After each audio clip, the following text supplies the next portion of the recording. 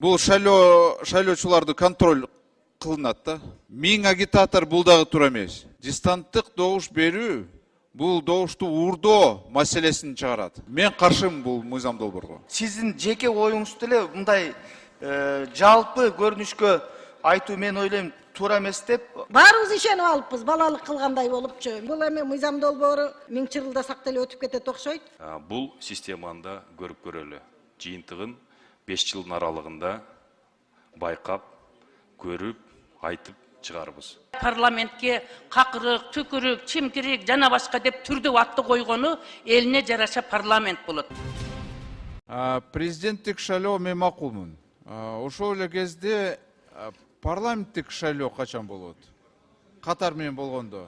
Ноябрдабы же октябрдабы?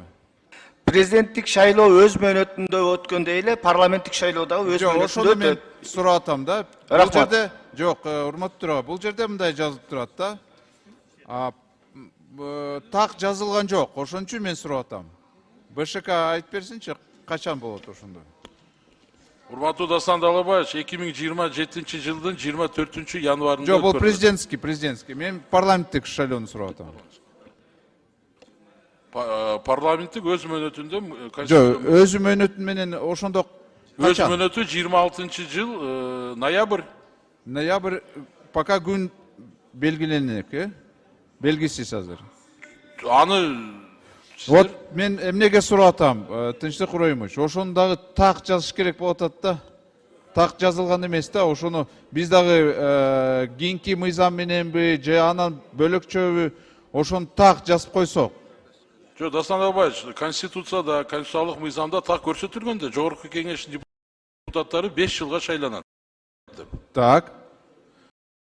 Президент дагы 6 жылга шайланат деп жазылган. Ооба, бирок эми ал жерде мен жогоруда айтып кеттим. Эгерде ошол действующий редакция боюнча карасак, анда октябрь айына коюлуп калды да. Жок, мен макулмун. Президенттикке мен каршы эмесмин. Мен парламентке сурап атам да, бул жерде ноябрда болсо, кайсы күндө жазылган эмес да. Биз 3 воскресенье, 3 воскресенье, же 2 воскресенье, 4 воскресенье ушундай так жазып койсок тура эле болмок да. Ошону айтып атам сизге. Рахмат. 78 депутат каттоодон өттү. Урматтуу депутаттар, Кыргыз Республикасынын президентин жана Кыргыз Республикасынын жогорку кеңешинин депутаттарын шайлоо жөнүндө Кыргыз Республикасынын конституциялык мыйзамына өзгөртүүлөрдү киргизүү тууралуу конституциялык мыйзамдын долбоору 2 окууга киргизилет. Демилгечилер депутаттар Тургунбек уулу, Сыдыгалиев, Түмөнбаев, Сулайманов, Маматалиев, Примов, Төлөнов, Салымбеков, Ажибаев, Рустамбек уулу, Нышанов. Конституциялык мыйзамдар, мамлекеттик түзүлүш, сот укук маселелери жана жогорку кеңештин регламент боюнча комитет караган. Баяндамачылар Султанбекова Чолпон Алыевна, аталган комитеттин төрайымы, депутат Примов Улан Бердибаевич, мыйзам долбоорунун демилгечилеринин бири, чакырылган Шайназаров Тынчтык Куроевич, Кыргыз Республикасынын шайлоо жана референдум өткөрүү боюнча борбордук комиссиясынын төрагасы. Урматтуу депутаттар, суроолор барбы? Дастан Далабаев, сиз бүгүн чарчабадыңызбы? Сөз Бекешев Дастан Далабаевчте. Урматтуу депутаттар, бул мыйзам долбоору менен дистанттык добуш берүү киргизилип жатат. Бул жерде өтө чоң коркунуч бар. Мисалы, 1 май районунан же Свердлов районунан шайлоо болсо, ошол райондон чыгарып, башка районго, любой участка тыгып, ошол жерге добушту бергенге талапкерлер ушундай кылышат да. Бул шайлоочуларды контроль кылынат да. Ошондо БШК өзү көрөт, бир топ эле изучуулар болот да. Наразычылыктар болот. Бай эле кишилер жыргайт да. 1000 агитатор бул дагы туура эмес. Өтө туура эмес. Урматтуу депутаттар, көбүнчө ойлойт мен ошол мыйзам менен мыйзам аркылуу келем деп. Андай эмес, жакшылап окугулачы ошол жерде. Дистанттык добуш берүү бул добушту уурдоо маселесин чыгарат.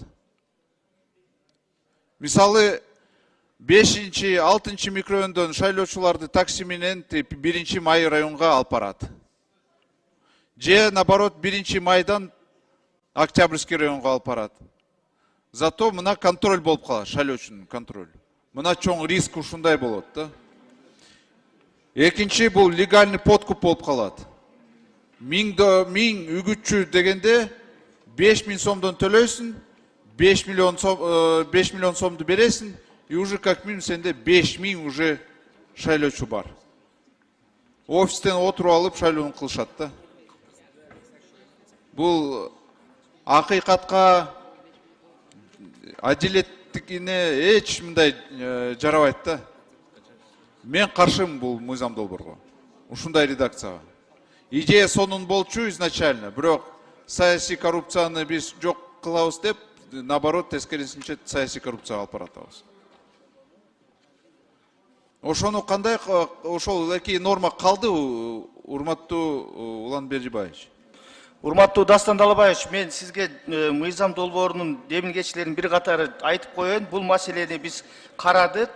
Дастан Далабаевич, кечиресиз, сиз айткан жанагы аралыктан добуш берүүдөгү Октябрь районунан Свердлов районуна же болбосо 1 май районуна алып барып добуш берет деген бул теориялык негизде гана бир ошондой кооптонуу, божомол сыяктуу эле да. Себеп дегенде алга кандай кызыкчылык, эмне артыкчылык бар? Баары бир эле ошол Октябрь району үчүн добуш берет. Ал эч убакта 1 майга же Сверловдон көрсөтүлүп аткан депутатка баягы орун которуп барып анын үчүн бербейт. Баары бир сизге берет. Бул жерде эч кандай коркунуч жок. Анан эгерде сиздин жеке оюңузду эле мындай жалпы көрүнүшкө айтуу мен ойлойм туура эмес деп. Экинчиден добуш сатып алуу боюнча сиз айтып атасыз 1000 үгүтчү бул көп деп. Бул жерде 1000 үгүтчү болсун деген норма жок. Сөзсүз түрдө деген 1000 үгүтчүгө чейин деп айтылып атат. 100 болобу, 10 болобу, 15 болобу, ал сиз экөөбүздүн өзүбүздүн укугубуз. Эгерде депутатка бара турган болсок, канчоonu алабыз? Мүмкүнчүлүгүбүзгө жараша. Анан ошончо агитатордун ар бири ошончо добуш алып келет деген өзү дагы теориялык негизде. Мына шайлоодо көп учурлар болду. Сиздин округуңузда деле, биздин округубузда деле кээ бир шайлоо участоктарында 10 талап үгүтчүсү бар, же 20 үгүтчүсү бар, ошолордун бардыгы бербей койгон учурлар бар. Мына кече эле айтпадыбы 21 агитаторумун 8 эле добуш берди деп. Мындай жагдайлар да бар да. Эмне үчүн бул жагын айтпайбыз биз? Сөзсүз түрдө терс жагын айтабыз. Андыктан мен ойлойм бул туура эле болуп атат деп. Бул экинчи жагы. Үчүнчү жагы 1000 эмне үчүн? Мисалы, мына эгерде 30 округга бөлсөк, шайлоочулардын саны 150 миңге чейин көтөрүлүп атат. Бул аймактык узундук. Маселен мен өзүм айтайын. Эгерде Аксыш, Алабука, Чаткал шайлоо округун ала турган болсок, Дастан Далабаевич, ошол округдун бир учунан экинчи учуна чейин 320 чакырым болуп атат. 320 чакырым. Элестетиңиз. А мындай округдар аймактарда аябай көп. Сиз жеке эле Бишкектин мисалды айта бербесеңиз. Рахмат. Сизди сыйлайм, урматтуу, макул эмесмин сиз менен. Себеби сиз айтып атасыз чогуу чыксак. Эми шарттар ар кандай да. Мисалы көп акчалуу киши 1000 ала алат. Мен мисалы ала албайм үгүтчүнү. Бул бир. Экинчини болсо точно ошону коркунучтуу сиз айтып атканыңыз кылбайт дегени кылат. Себеби мына домкомлор негизи катышпаш керек. Алар өзүнүн участкага барбай, ошол кишилерди башка участкага алып барат. Башка райондон чыгып, башка участка такси менен алып барып, Бишкекте болобу, Сокулукта болобу, Ошто болобу ушуна кыла берет. Рахмат. Кийинки сөз Абакиров Элдар Курманбековичте. Рахмат, Нурлан Тургунбек уулу. Мен деле чынды айтсам, мага могул жерде 90 депутат коллега отурабыз. 54-пү биз ошол партия тизмеси менен келдик, 36 мандат тизме менен келдик. Негизи адыркы шайлоо мага мындай баланстуу жагат да. Мисалы партиялардан келген көп коллегалар бар. Жөнөкөй адамдар да, эми блогерлер, журналисттер, мамлекетте иштегендер, идеялар, кайсы бир идеяны көтөргөндөр мандаттуу шайлоодо аларга келгенге бир аз кыйыныраак болуп калабы дейм да. Бул бир маселе. Анан могул 63-чү берене боюнча Тынчтык мырза 3-чү пунктта жазып коюп турбуз. Аялдык квота боюнчачы 30 мандат. Ушул жерге мен сунуш бергемде аялдык деп эле бир жыныс деп жазсак кандай болот сиздин оюңуз? Анткени мүмкүн кайсы бир округтан 2 аял бир эркек келип калат. Эми биз билбейбиз да элдин тандоосу кандай болот. Урматтуу Илдар Курманбекович, мен толугу менен кошулам, жыныс деп көчөтүш керек. Анда ошону колдоп коюңуздар, мен сунуш бердим эле. Рахмат. Рахмат. Кийинки сөз Чойбеков Бактыбек Каныбековичте. Рахмат. Урматтуу төрага, саламатсыздарбы? Чакырылгандар, урматтуу кесиптештер. Тынчтык Ибраимович, айтсаңыз, мынагы жалпы Кыргызстан боюнча 4 миллион 800-га жакын шайлоочу бар. Аны 30 округка бөлгөндө 140-130 миң тегерегинде болуп атат да. Мени кызыктырып аткан Талас областындагы шайлоочулардын санын өзүңүз билесиз, 180 миңге жакын. Ушулар канча округ болуп калат? Талас областында 1 округ болобу, же 2 округ болобу? Сиз туура айтасыз, бүгүнкү күндө орто эсеп менен 1 округ 139 миң шайлоочунун тегерегинде болот да. Ал эми азыр округ маселеси мен ойлойм бул эрте. Себеби өзүңүздөр урматтуу депутаттар жакшы билесиздер. Президенттин жарлыгы чыккандан кийин 7 күндүн ичинде округдар түзүлүш керек. Ал эми биз эске алсак, 26-жылдын ноябрында Жогорку Кеңеш депутаттары шайлоосу болсо, 1,5 жыл бар. 1,5 жылдын ичинде бизде практика көрсөткөндөй шайлоочунун саны ар дайым өсүп келет. Жылына 120 миңден кем эмес, көбүрөөк болушу мүмкүн, шайлоочунун саны көбөйөт. Ошол күнгө карата жооп берсем туура болот го. Тынчтык Ибраимович, эми 1,5 жылда Таласка бир 30-40 миң киши кошулбайт да. Ошон үчүн мен келечекте айтып атам, Талас областы бар, өзүнүн статусу бар область деген. Ошон үчүн областка 2 округту калтырууңуздарды мен суранам. Себеби бул эми 1 округ калтырып кое турган болсок, Талас областында 3 эле мандат болот деген сөз болуп атат азыр. Эми мындай арифметиканы баарыбыз эле санап атабыз да, билип атабыз. Ошон үчүн келечекте ушуну бир карасаңыз, Таласта область статусу болуп тургандан 3 мандат, 3 депутат болуп калса, бул кандай маселе болуп калат? Бүгүнкү күндө мына кыздарыбыз менен биргеликте 7 мандат менен отурабыз да. Ушуга жооп берсеңиз, кандай болот келечекте? Ушул каягын кошосуздар? Токтогулду кошосуздарбы? Же Жайыл районун кошосуздарбы? Же Чаткалды кошосуздар, бирок Чаткалды кошкондо Чаткалды 17 миң эле кишкен. Эми биз дагы баягы эсептеп отурабыз да, кандай эмне болуп атканын. Биз келебизби, келбейбизби, бир Аллах Тааланын буйругу. Бирок ошол келечекте ошол областка бир 6 мандат калып калса деген маселе болуп атат да. Бактыбек Каныбеков, сиздин оюңуз эске алынат? Ошону бир карап коюңуз, сураныч. Рахмат. Рахмат. Кийинки сөз Алиев Медербек Кубанычевичте. Чоң рахмат, урматтуу Нурлан Тургунбекович. Ар бир мамлекет өзүнүн басып өткөн жолу, үрп адаты, каада салты, түптөлүп калган укуктук тутумуна ылайык тигил же бул шайлоо системасын тандайт. Биз Союз доорунда жашап жүрүп, таңууланган шайлоо системасынын негизинде жүрдүк. Мына 30 жылдын башы болуп калды. Эксперимент аркылуу аралаш системаларды, башка чет өлкөдө болгон системаларды өзүбүзгө имплементация кылып, эксперимент кылып, тажрыйба кылып көрдүк. Муну сунушталып аткан мыйзам долбоорунда мен ушул изденүүнүн, туура багыттын жолун табуу болсо керек деп ойдомун. Ошону менен бирге мен колдойм, макулдугун берем. Бирок бир ой жаралат да, кече жакында эле бир белгилүү аттын атабоону өтүндү, бирок сөзүмдү айтып коюңузчу деп суранды. Доктор экономических наук. Белгилүү жакшы ишмер. Артынан ар дайым жакшы сөз ээрчип жүргөн. Ошол айтты да, маселең мен кандидат боло турган болсом, Жогорку Кеңешке талапкер. Жогорку Кеңешке өтүп, экономика багытында тиешелүү мыйзамдарды мамлекеттин келечеги үчүн жаза турган болсом, бирок мен бир гана региондон гана шайлана алат экем. башка 7 дубандагы экономисттер менин идеямды колдой албай калат экен деген пикиримди айтып койчу деди. Бул айтылган сөздүн түбүндө эмне деген чоң ой пикир, терең философия жатат деген пикирдемин. Бирок кандай болгон учурда дагы бул изденүүнүн жолу, мен терең ишенем, ушул мыйзамды эмилгечилер сунуштап аткан ниеттери ак, таза. Бул системаны да көрүп көрөлү.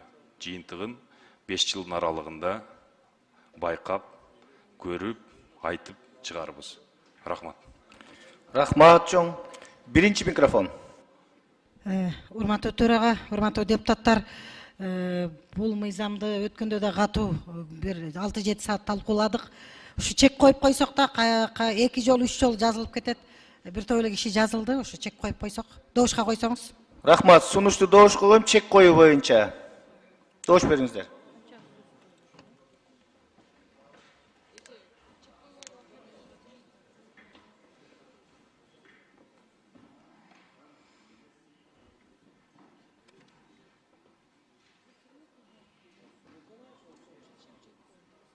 Макул 62 каршы 1, бары 63 катталды 82 сунуш өттү. Рахмат Камил Абдыразаковна.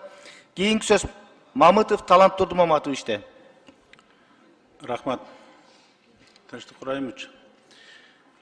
Айтсаңыз, ар бир шайлоочуга албетте шайлоо жүрүүнүн астында өзүнүн жанакы пропискасын тактап алмаштырууга жол берилет. Бунусунда дагы кандай жолу менен бул маселе чечилет, канча күн мурда бундай иш аракетке жол берилет, ошондой эле кандай формада, мындайча айтканда буга чейин бир форма 2, форма 6 деп ар кандай бир бланктар чыкты эле.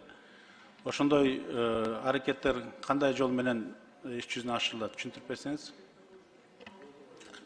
Талант Турдумаматович, өзүңүз жакшы билгендей 90 күнгө чейин биздин жарандар, шайлоочулар өзүнүн баягы аныкташ керек да, кайсы жерде пропискага туруп добуш бере турган. Анан сиз жакшы билесиз, азыр 30 округга, эгерде мыйзам кабыл алсаңыздар, 30 округга бөлүнө турган болсо, ошол жамааттын ана мүчөлөрү, члены местного сообщества дейт. Ошол округтун ичиндеги шайлоочулар ана добуш бере алат. Ал эми баягы жаңы биз сунуштап аткан аралыктан добуш берүү, бул негизги максаты биздин Кыргызстандын жарандарына кайсы жерде болбосун, мурда алар добуш берген мүмкүнчүлүгү болгон, бирок өтө татаалдаштырылган болчу да. Ал үчүн арыз бериш керек эле, тизмеге кириш керек эле, консульский учет, бүт ушул маселелер бар эле да.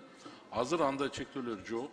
Мисалы биздин жараныбыз чет мамлекетте болобу, эгерде ошол жерде шайлоо участкасы ачылган учурда паспорту менен ID карт же болсо загранпаспорт же приложение түндүк менен келип добуш бере берет. Бюллетень чыгарылат. Бирок ал добушту мисалы ошол өзү пропискасы кайсы болгон округдагы талапкерлердин бирине берет да.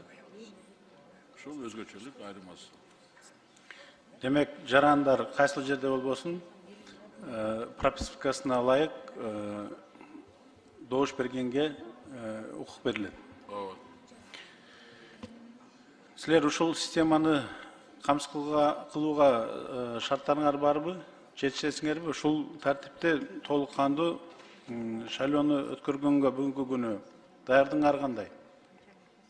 Кудай буюрса өткөрөбүз. Даярдык азыр сиздер мыйзам кабыл алып берсеңиздер, биз жаңы программды камсыздоо дейт, программное обеспечение. Ошол боюнча ишти баштайбыз. Техникалык жактан биз даярбыз. Жетиштүү. Түшүнүктүү. Округтарды аныктоо боюнча кандай принциптерди колдоносуңар? Округтарды аныктоодо сөзсүз түрдө административдик аймактарды эске алабыз.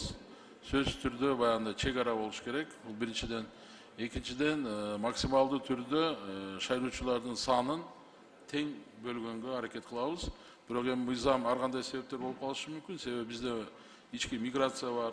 Кээ бирки региондордо элдин саны, жашоочулардын саны азайып кетиши мүмкүн.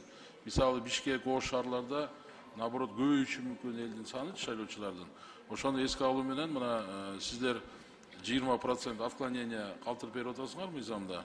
Ошол мүмкүнчүлүк берет. Бирок негизги принцип аймактар эске алынат и шайлоочулардын саны тең болууга максималдуу түрдө аракет болот.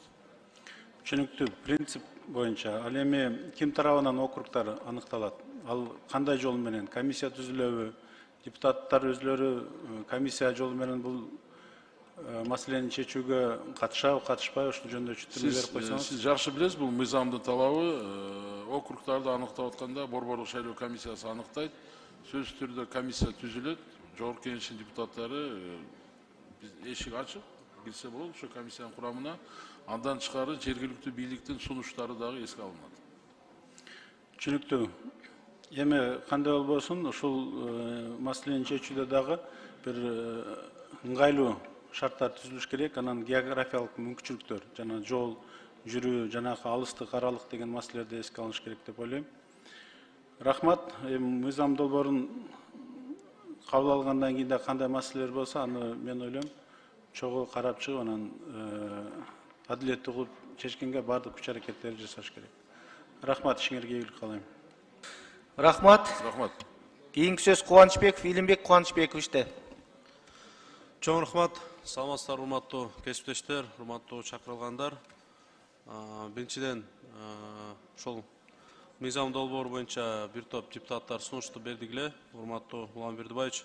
Эмне себептен бул баягы квота боюнчачы, эмне себептен кабыл алынбай калды?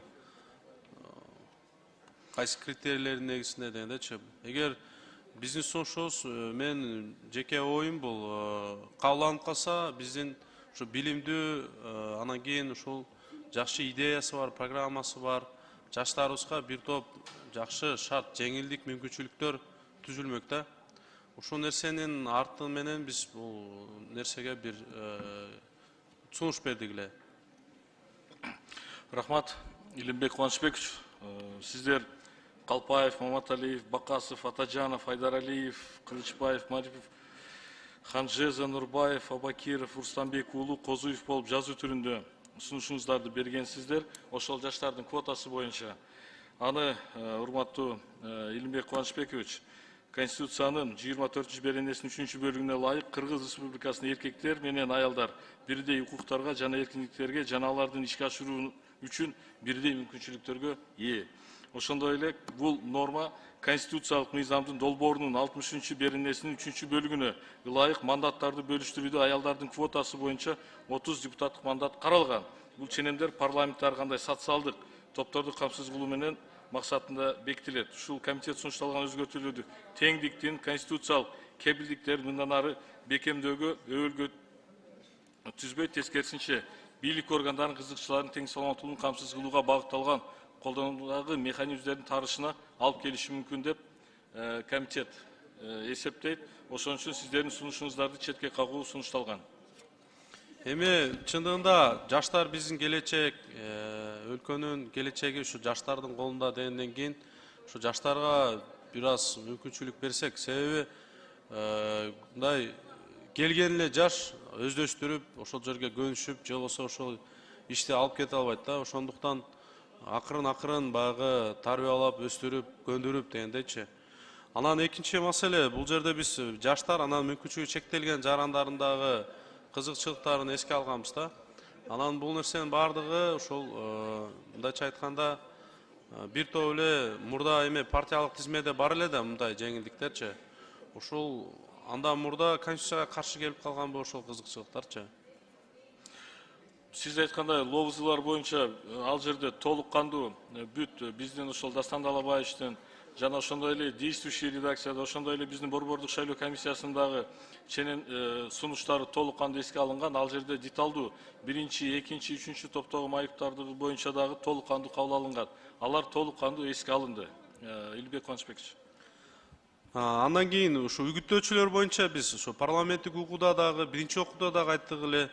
Анан жогоруда да кесиптештерим айтып атат да, мындай тең атагандаштык, бирдей мүмкүнчүлүк болуш үчүн анан мына жаштарыбызга дегендечи, ушундагы бир карап чыксак жакшы болот эле, урматтуу кесиптештер. Бүгүн бул мыйзам биздин колубузда турат да.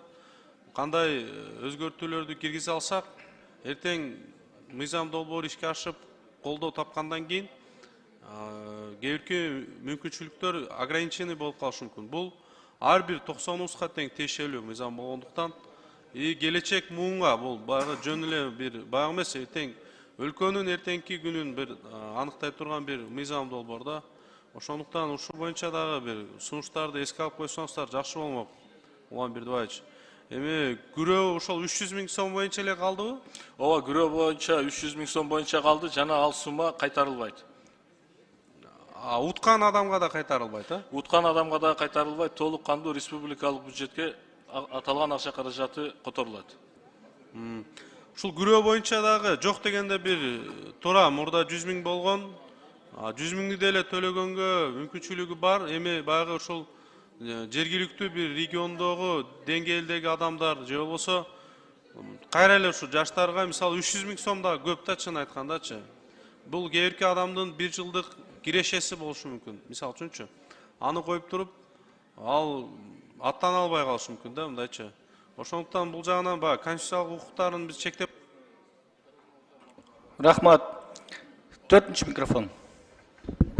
Рахмат, урматтуу төрага, урматтуу коллегалар. Танапис убактысы жакындап калыптыр.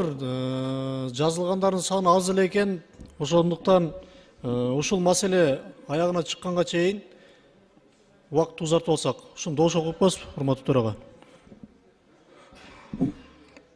Туура, рахмат. Анда урматтуу депутаттар, сунуш түштү, ушул мыйзамдын долбоору кабыл алынганга чейин танаписи жок иштейли деп.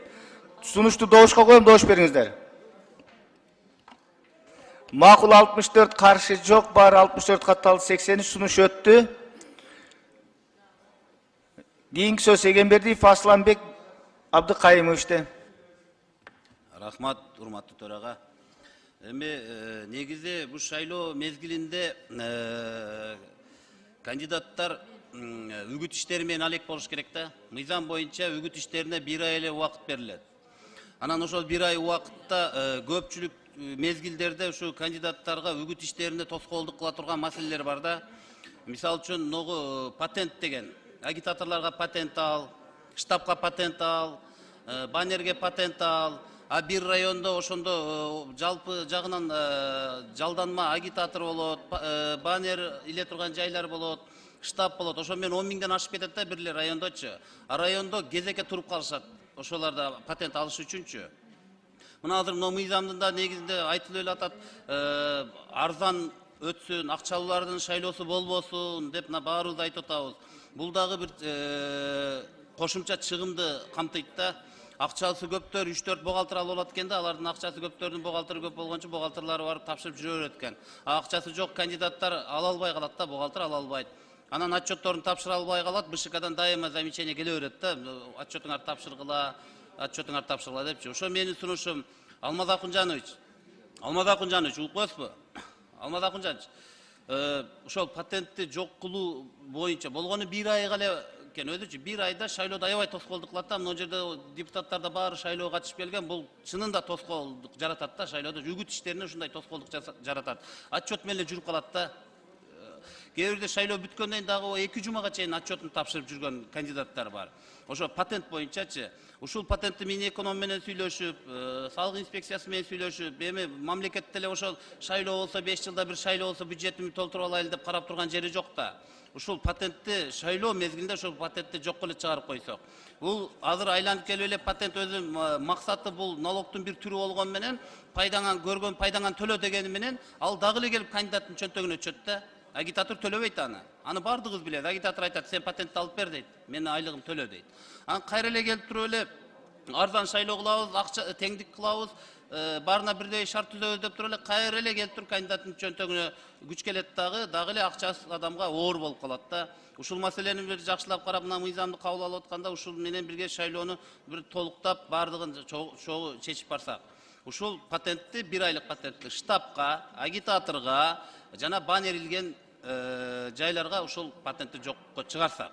Ушул боюнча сиз менен чогуу иштешип барсак, менин сунушум ушул, ушуну колдоп койсоңуздар. Рахмат. Рахмат. Эске алсаңыздар. Кийинки сөз Талиева Камил Абдыразаковнада. Рахмат, урматтуу төрага. Биз кече күнү комитетте абдан талкуу кызуу болду. Мыйзам долбоорлору чынында ушундай кызуу талкууда болуш керек да, регламент боюнча дагы. Мына бул кече абдан жакшы талкуу болду. Урматтуу төрага, бул мыйзам долбооруна сиздер мына бир топ депутаттар соавторлук менен алып чыгып атсыздар. Анан докладчы кылып Уланбердибаевичти абдан туура коюпсуз да. Урматтуу төрага, мен сизге кайрылып атам. Уланбердибаевичти абдан туура коюпсуздар деп атам, докладчы кылып. Эми нерв экен да бул кишинин. Кече күнү эмне гана деген сөздөрдү айтып, парыбызды чыгардык да, баарыбызчы ошол оюбузда гана. Чыдап бир кишиге жаман айтпай ушул чыдап отуруп берди. Мен Уланбердибаевичке ыраазычылык билдирем. Ушул мамлекеттик кызматтарга колдоно турган жигит экен да. Ушундай нерви бекем киши экен. Муну да баалап коюшубуз керек да. Анан кече абдан ошол кызуу талкуу болду, мага абдан жакты кызуу талкуу болгон. Председатель комитеттер ушундай болуш керек да, чынында көтөрүмдүү болуш керек да. Рабочий моменттерде ушундай бир мындай көтөрүп коюш керек. Председатель комитет болгондон кийин жүгүн да көтөрүш керек да, туурабы? Мен ошол сизге ыраазычылык билдиремин. Анан мен муногу сунуштарды чындап эле Уланбердибаевич сунуш берсек кабыл аласыңарбы десек, кабыл алабыз, бере бергиле десе, сунуш берип алыппыз да, ал өтпөгөн бул сунуштар экен. Бекер эле бериппиз, чынын айтсакчы. Баарыбыз ишенип алыппыз, балалык кылгандай болупчу. Ишенип алып берсек, бири да өтпөй калды. Анан экинчиден бул эми мыйзам долбоору ушу менин оюмча 1000 жылда сак деле өтүп кетет окшойт. Ошо эми окшогондон кийин мен ушу бир нерсени айткым келип турат да. Шайлоочуларга гана кайрылышка туура келет да. Мен жанагы мамлекеттик жана муниципалдык кызматта 5 жылдан кем эмес иштеш керек деп атамын да. Бул тажрыйба керек деп атамын да. Тажрыйба болуш керек. Бул жерге келгенден кийин мыйзам долбоорлорун түшүнүш керек, талдай билиш керек. Мамлекеттик кызматтын мындай акүчүкөсүн баягы ашканасын түшүнүш керек да. Анан кийин эч жерде иштебегендер, анан эл ушуну, мен элден ушуну суранат элем да. Мамлекеттик кызматта тажрыйбасы бар, билимдүү ушул мындай талапкерлерди шайлаш керек да. Эми башка бул мыйзамга биз киргизе албай калдык. Бул сунушубуздучу. Ошон үчүн Уланбердибаевич, муногу мыйзамыңардын эми кээ бир айрым сунуштар учкай кирди деп атасыңар. Анан Кудай буйрса эми муногу бул мыйзам өтүп кеткидей болсо, мен ушул мыйзам элибиздин ынтымагын ыдыратпасын, элибиздин биримдиги бекем болсун. Ушундай шайлоолордон чыгат да баягы неменин башычы. Ошон үчүн ушул шайлоолордо ушул мыйзам иштеп кетишин эле каалап калдым. Башка чынында бул нерви жукалар бул тиги мыйзам талкууланып атканда. Рахмат, Камил Абдузаков. Рахмат, жылуу сөздөрүңүзгө. Жакшы сөз да керек болот кээде. Жакшы сөз жан эргитет дейт. Кийинки сөз Шабазов Бахридин Валиевичте. Жок, кийинки сөз Нарматова Надира Азимовнада.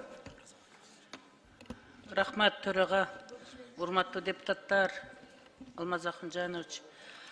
Бул мыйзамдын долбооруна мен атайын сунуш бердим эле.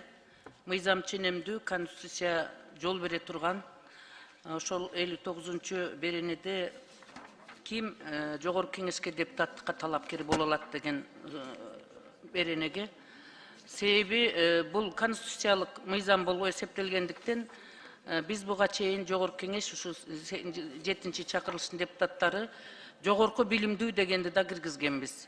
Экинчиден 5 жылдан кем эмес Кыргыз мамлекетинде жашаган жаран болсун деп киргизгенбиз, мыйзам ченемдүү. Себеби ал биздин конституциялык укугубуз бар болчу. Ошого таянып туруп, ошол ким депутаттыкка талапкер боло алат деген жерге мамлекеттик, муниципалдык же болбосо өзүнүн кесиптик билими боюнча 5 жылдан кем эмес иштеген тажрыйбасы бар адам талапкер болсо деп биздин парламенттен ушундай сунуш бергенмин. Себеби бул сунуш бергеним себеби биздин парламенттин сапаттык жагы күчтүүрөөк болсун. Биздин парламентке күчтүү талапкерлер депутат болуп келсин. мамлекеттин башкаруу системасы боюнча тааныштыгы болсун, ошол турмуштук тажрыйбасы болсун, жок дегенде өзүнүн бир тармактагы кесиптик билими боюнча иштеп тажрыйба чогултуп болсо, ошол парламентте отуруп иштегениге элдин өкүлү болгонго дагы тармактык тааныштыгы, мамлекеттин башкаруу системасы боюнча тааныштыгы болот. Экинчиден, мыйзам чыгарууда, мыйзамды талкуулоодо, сунуштарды берүүдө, элдин жүгүн көтөргөндө ошо мамлекеттик деңгээлдеги суроолор менен элдин жүзү болот деген максатта сунуш кылдым эле. Тилекке каршы комитеттен бул колдоо тапкан жок. Ошондуктан мен коомчулук үчүн айтып коеюн дедим. Мен буну мындай зордуктабайм. Кече комитетте өзгөчө пикир менен чыгам дедим эле. Мен ал пикиримден кайттым. Раз комитетте өздөрү мамлекеттин кызыкчылыгы үчүн болгон нерсеге колдоо таппагандан кийин жалгыз бутак бак болбойт дегенде эми чырылдап айтыштын кереги жок. Мен эми улуу депутаттардын бири катары коомчулукка мен ушу сунушту айткым келет. Ким келет, ал Кудайдын буйругу 8-чакырылышта. Ошондуктан элибиз өзү тандоодон адашпаса, тажрыйбасы бар, билими бар, элдин алдында кадыры бар, ушул элдин жүгүн көтөргөнгө таттыктуу адамдары өздөрү шайлоодо туура тандаса деп мен сунуш айткым келет. Себеби эл кандай тандаса, ошого жараша парламент куралат. Ошондуктан өздөрү шайлоодо элибиз адашып алып, анан кайра парламентке какырык, түкүрүк, чимкирик жана башка деп түрдүү атты койгону элине жараша парламент болот. Ошондуктан биз эки тарап бирдей болуш керек. Эл өзү туура тандап алып шайласа, өздөрү ошондой атта болот да. Эгерде адашпай туура тандаса, анда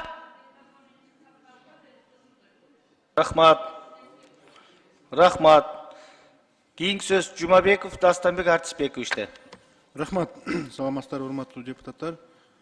Тынчтык Урайымович, суроо сизге да. Бул шайлоо учурундагы процесстеги бир техникалык жагын бир аныктоо иретинде суроо да.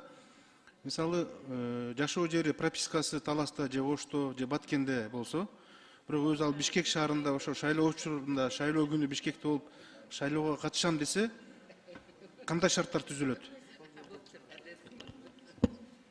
Азыр шарттар максималдуу түрдө жеңилдетилди.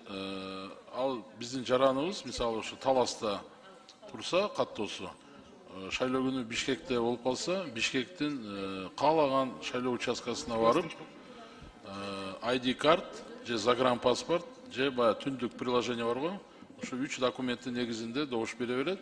Ага бюллетень чыгат, бирок бюллетень Талас округунун бюллетени чыгат. Ошо Талас округунан чыккан талапкерлердин бирине добуш берет да.